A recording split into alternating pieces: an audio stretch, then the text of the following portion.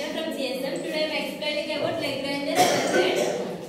So here to find the minimum value of the given equation. So first ఇచ్చిన equation ని f of x అని తీసుకుంటాం. x square plus y square and z square.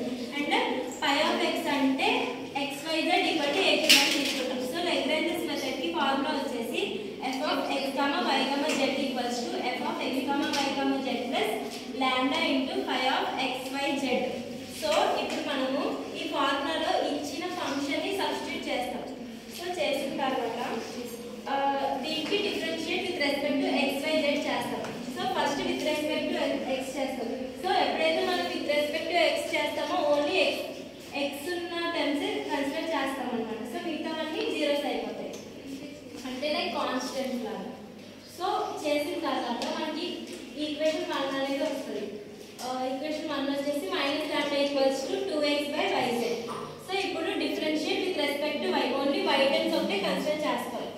So ఇక్కడ 2y equals to minus lambda xz. మనకి minus lambda కావాలి కాబట్టి 2y by xz అనేది equation 2 వస్తుంది. సో మనం విత్ రెస్పెక్ట్ టు z చేస్తాం.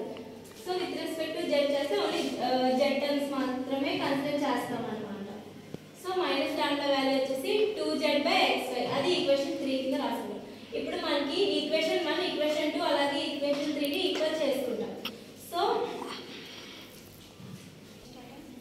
సో ఫస్ట్ 1 and 2 ఈక్వేషన్ ని ఈక్వల్ చేసుకున్నాం. సో ఈక్వల్ చేసుకుంటే ఇక్కడ ఈ2 క్యాన్సిలేషన్ అయిన తర్వాత క్రాస్ మల్టిప్లికేషన్ చేసిన తర్వాత మనకి ఈక్వేషన్ 4 అనేది వస్తుంది.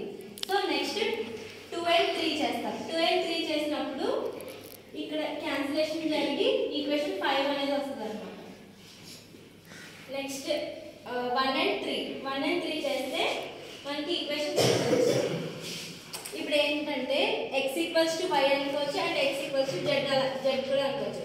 సో ఇచ్చిన ఈక్వేషన్ అక్కడ ఇచ్చారు కదా మనకి xyz equal minus a cube equals to 0. So ఇప్పుడు a క్యూబ్ ని ఈక్వల్ టు అవతలకి పంపిస్తే xyz equals to a cube. So మనం yz ని x టర్మ్స్ గా రీప్లేస్ చేసుకోవచ్చు అన్నమాట. సో ఇక్కడ 3x ఉన్నాయి కాబట్టి x cube equals to a cube. ఇక్కడ క్యూబ్ క్యాన్సిల్ అయిపోతే x ఈక్వల్స్ టు a వస్తుంది.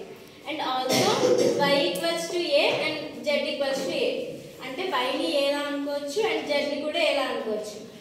x square plus y square plus z square equals to 0. So వీటిని a అనుకున్నాం కాబట్టి ఈ y అండ్ z ప్లేస్ లో a అనేది రీప్లేస్ చేసుకుంటాం అన్నమాట. So 3a square equals to 0, a square equals 0, a equals to 0. Thank you.